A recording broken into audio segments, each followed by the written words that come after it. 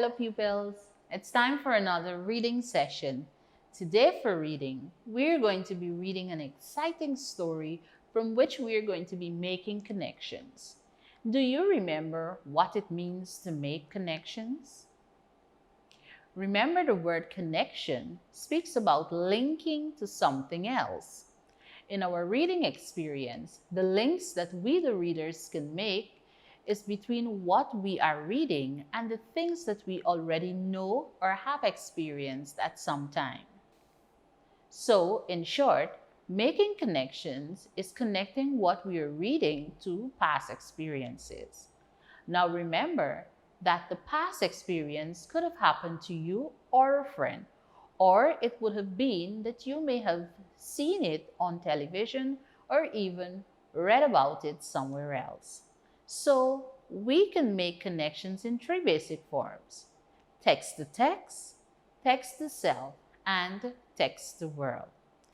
Today, we will be reading the story of the hare and the hyena, which can be found in the Rainbow Reader Book 4. Let's start reading, and then we will discuss connections that we can make. The hare and the hyena. One day, a long time ago, when there was a famine in a certain part of Africa, Hare met Hyena. "How thin you look," said Hare. "You look as though you would not say no to a good meal either," replied Hyena. The two animals continued on the road together while they came to a farmer who was grumbling because all his servants had left him. "We'll work for you if you will feed us," suggested Hare. The farmer willingly agreed, and giving the two animals a pot of beans to cook, showed them the part of the farm where they must eat. First of all, they made a fire, and fetching 3 large stones, they rested the pot on them to cook their meal while they started to work. When the sun was high in the sky, it was time for midday rest. Hyena told Hare to keep an eye on the cooking pot while he himself went down to the river to wash. Hare sat by the pot, stirring it with a stick and longing to begin his meal, while Hyena, as soon as he was out of the sight of Hare, stripped off his skin. He looked the most horrible spectacle, and he ran back to Hare, uttering strange cries. Poor Hare was terrified. "Help! Help!" he squealed as he ran for his life. "Never had I seen such a terrible creature. It must be a very bad juju." Hyena quickly sat down and ate all the food, which was scarcely enough for one in any case, and then he went back to the river, found his skin, and put it on again. He strolled slowly up to the bank to the place where the cooking pot stood, and found Hare returning cautiously. "Oh, Hyena," gasped Hare, "did you see it too?" "See what?" asked the deceitful animal. "That terrible demon," replied Hare. "I saw nothing." "But come, let's eat now," said Hyena calmly as he walked towards the cooking pot and looked inside. "Where is it? Where is my food? What happened to it?" cried Hyena, pretending to be in a fine rage. Hare looked at the empty pot. "It was that horrible demon," he explained. "It frightened me away so that it could eat our food." "Rubbish! You ate it yourself while I was washing at the river," shouted Hyena, and no amount of protestation by poor Hare had any effect. "Well," said Hare, "I know what I shall do. I shall make a fine bow and arrow, and if the creature comes again, I shall shoot it."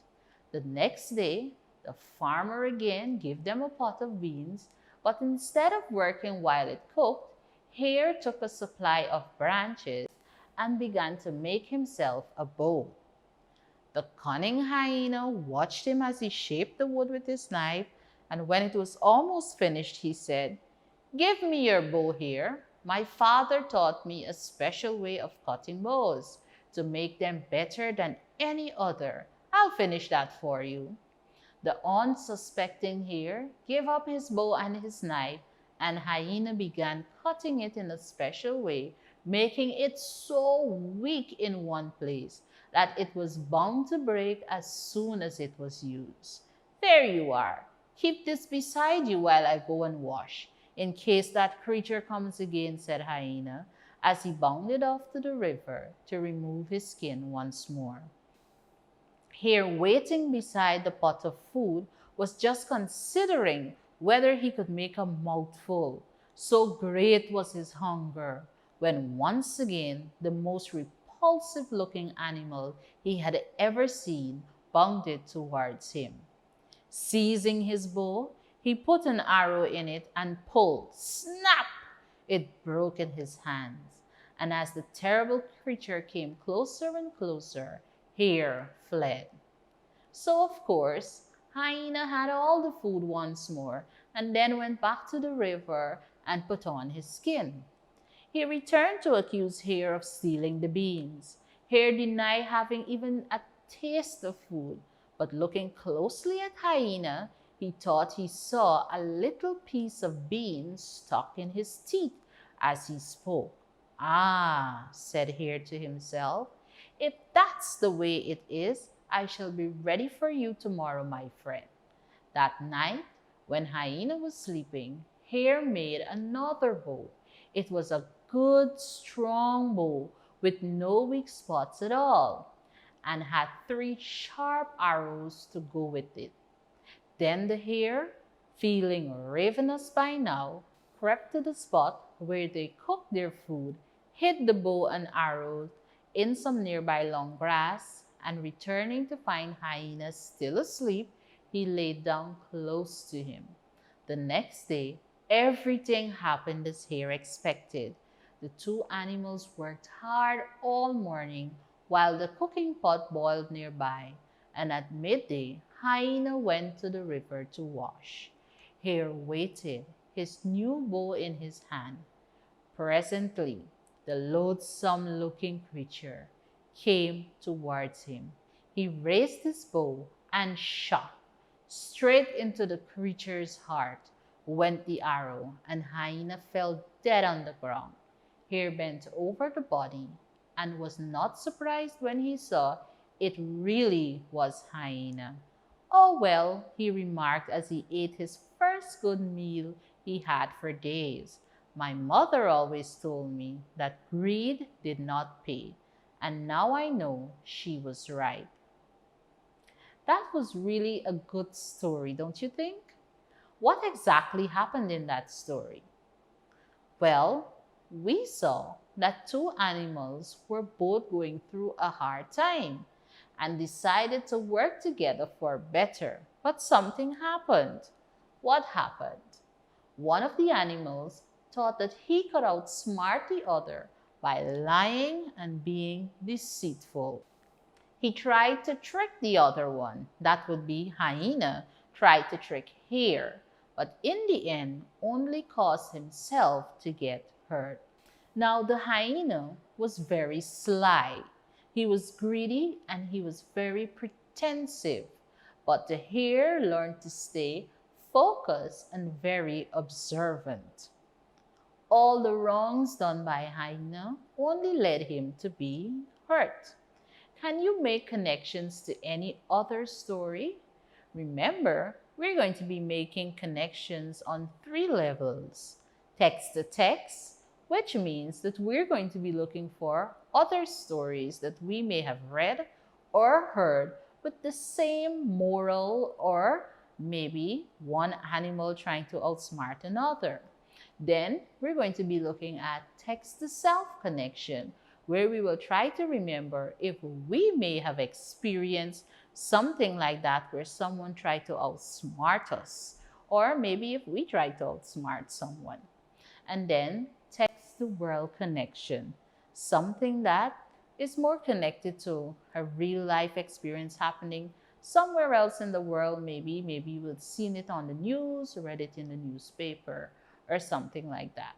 So for text to text connection, can you think of another story with a similar storyline? Remember, you have to relate the details. Now, have you ever heard of the story of the gingerbread boy with the fox who tried to outsmart him?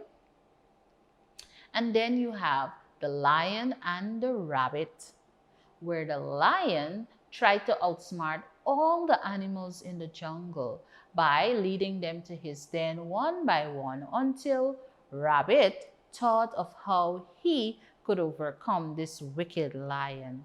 And if you've ever read a Nancy tale, most of these are trickster stories where one animal tried to outsmart another. In these stories, there are morals that you could learn also for your own lives. So it's good to find these stories and read them if you have never. What about personal experiences? Has anyone ever tried to outsmart you? Has anyone ever tried to trick you for their own benefits? The details of these questions will be considered as text to self connection. Now, think about it. Have you and one of your siblings had a situation like that where they tried to get something from you? Or maybe they told you to look back there, and when you turned around, what you had was gone? That's trying to outsmart someone. So think about it. Some personal experience, or maybe a friend would have shared an experience with you of the sort. What about text to world?